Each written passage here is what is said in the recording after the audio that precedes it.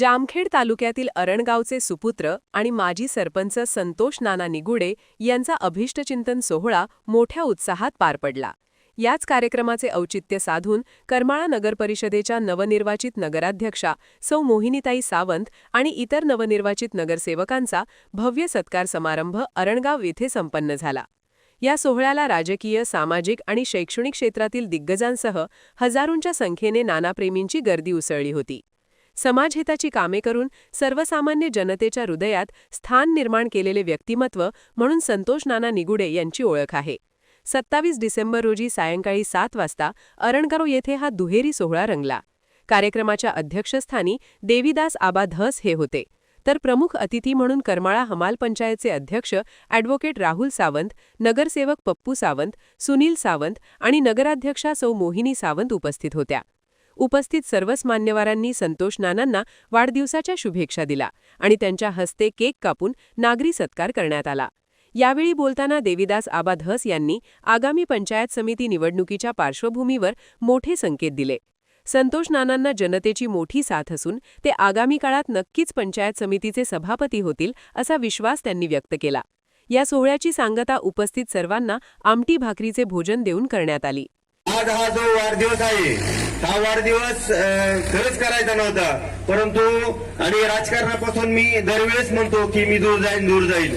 जसं आबा म्हणले की तू पुढे बांधतो हे करतो, मी आबा नेहमी विचार करतो की राजकारणामुळे आपला तोटा झाला आहे। राजकारणामध्ये मी 1000 रुपये जर कमवले असले तर मी 10,000 घातले, त्यामुळे माझं राजकारणामध्ये जर विचार केला तर नक्की तोटा झाला आहे। आणि आजच्या परिस्थितीमध्ये लोक म्हणतात मशीन मॅनेज आहे, चालणारच नाही, वर सरकार भाजपचं, तुला राहायचंय राष्ट्रवादीत उभा। परंतु मी एकच विचार करतो की जी आजची पद्धत चालू आहे ती अतिशय हुकुमशाहीची पद्धत चालू आहे, ठरवलं आहे आणि त्याचे आशीर्वाद या ठिकाणी तुमच्याकडून मागत आहे।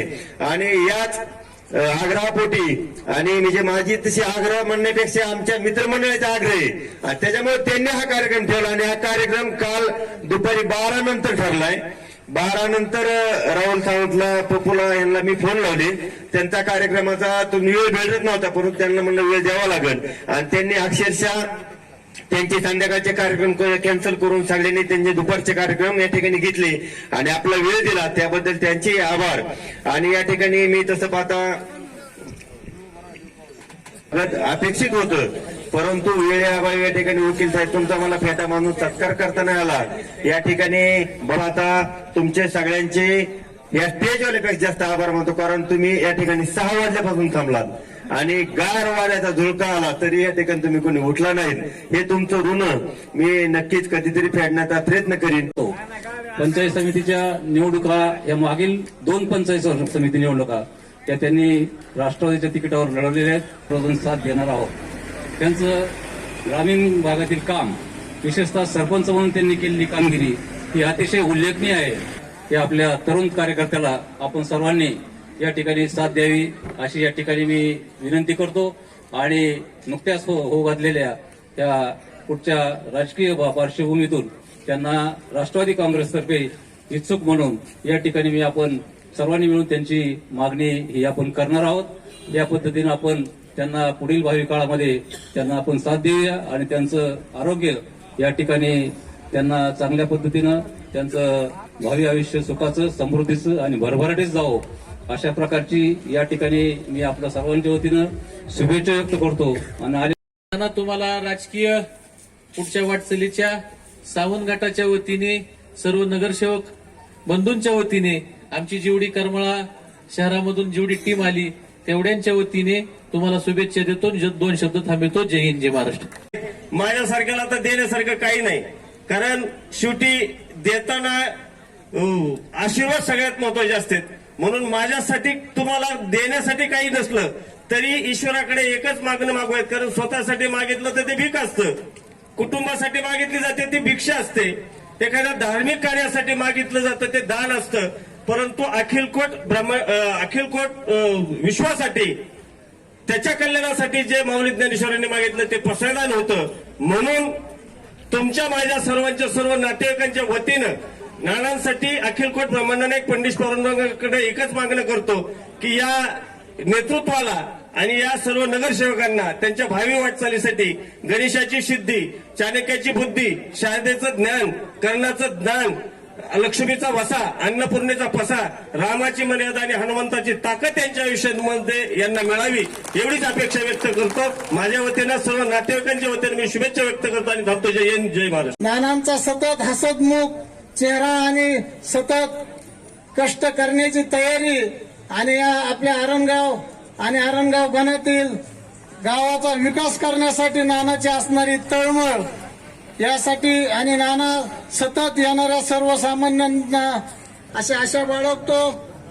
त्यानंतर तुम्ही या ठिकाणी आमचे नगराध्यक्ष व सर्व नगरसेवक यांचा या ठिकाणी सत्कार करण्यात आला.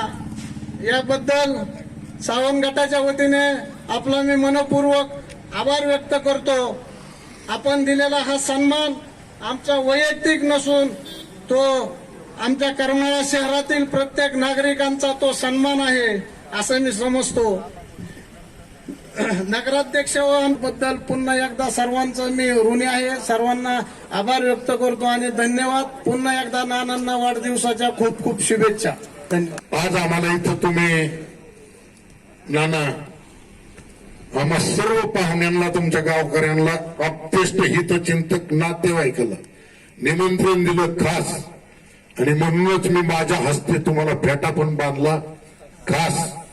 आणि करमाळकर हे सुद्धा आपल्या निमंत्रणाला मान देऊन उपस्थित राहिले सर्वजण खास. आता थोडा थोडा बोचरी थंडी पण लागती खास. म्हणून मी आता माझे करतो 2 शब्द बस. आणि आपण एवढं झाल्याच्या नंतर सर्वजणांनी नानाच्या वाढदिवसानिमित्त स्वयंपाक केलेला आहे खास. आणि आपण सर्वजणांनी घ्यावेत त्याची 2 खास. आता मी करतो माझं बस. आमचा यथोचित सत्कार तुम्ही केला. तुमचं सर्वांचं अभिनंदन. जय हिंद. खूप खूप शुभेच्छा. आई कमला भवानी चरणी मी एवढीच प्रार्थना करेल की त्यांना दीर्घ आयुष्य, निरोगी आणि यश लाभो. आणि मी आणि आमचे नूतन नगरसेवक यांच्याकडून ते मान्य श्री संतोष नाना निगुडे यांना वाढदिवसाच्या खूप खूप शुभेच्छा. धन्यवाद. नंदू परदेशी, NTV न्यूज मराठी, जामखेड, अहिल्यानगर.